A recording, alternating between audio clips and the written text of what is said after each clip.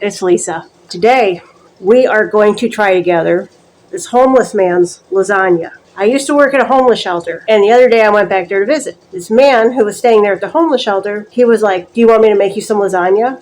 I was like, "Okay, sure." So he really likes to cook. But he made this lasagna. We're going to try it together. Let's try. Take a nice big bite.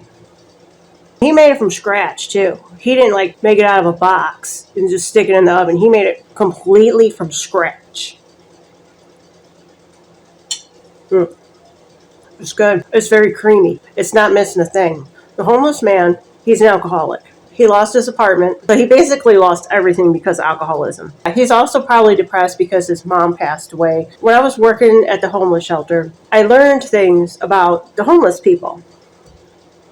What I learned was that most people end up homeless because of addiction to drugs or alcohol, or they have a mental illness. It's so bad that it gets in their way that they can't function and hold down a job and pay their bills and stuff like that. This is pretty damn good.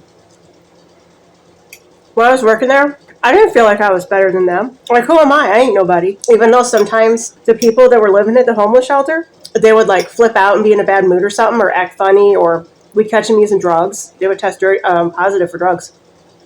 He's got mozzarella on there. That's good, man. You learn things about not just about homeless people, but you learn things about society. Some of the places that I would go and shop at, I didn't know that there was a whole tent city in the woods behind those places. And I was in there just shopping, not knowing. I had my eyes closed to it.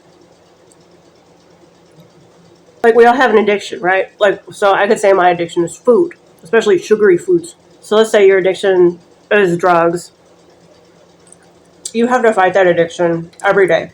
If you don't, you're going to succumb to that addiction. It's going to take over your life. It's going to ruin your life. I can't say I've walked in their shoes. I don't get it because I've never struggled like that. Well, I still feel like it's selfish if you give into your addiction and you alienate yourself from your family, especially your kids, and your friends.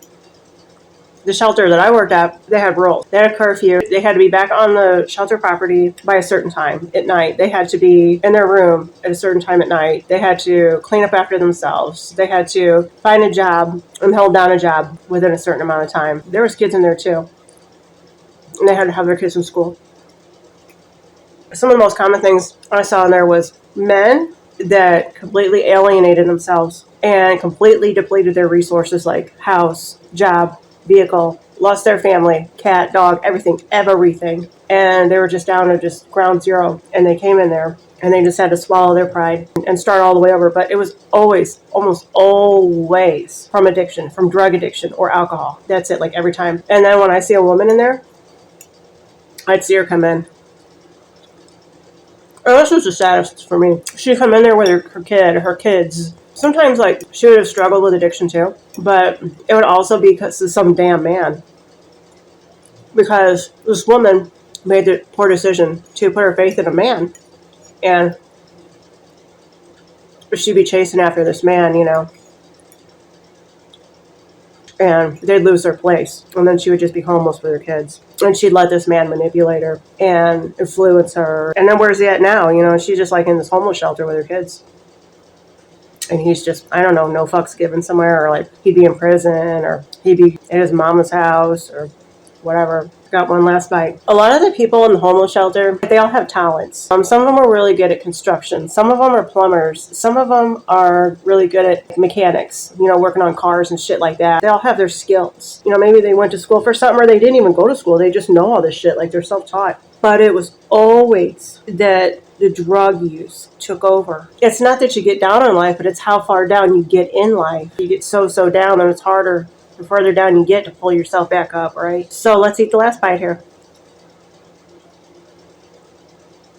He's a pretty good cook. I'm really no longer afraid of the homeless. I never mind talking to them. And honestly, I used to see him as a nuisance too. I just didn't understand why people would want to be homeless. When I was younger, I would think, well, they're just being stupid or lazy. But it's not true a lot of times. It's something that they can't help. There's always more to the story than what meets the eye. It's important to look beyond that and ask why. There's the aftermath of the homeless man's lasagna. One of the hardest things was when it was in the dead of winter during a blizzard, and a man would come and he would knock on the door and he would come stay at the shelter. And I knew we'd had space, and so I just wanted to just let him in, be like, yeah, come stay here, this is a homeless shelter. But I would have to turn him away and tell him to call a number to try to get a referral to stay at the homeless shelter. And it's like, okay, well, if I have to turn you away and give you a card with a phone number on it, and you're going to go back out in there into the freezing cold, and that really weighed heavy on my heart. I'm like, what if you would just go out there and you freeze to death and die? Or we'd have a couple of people and they would want to get in,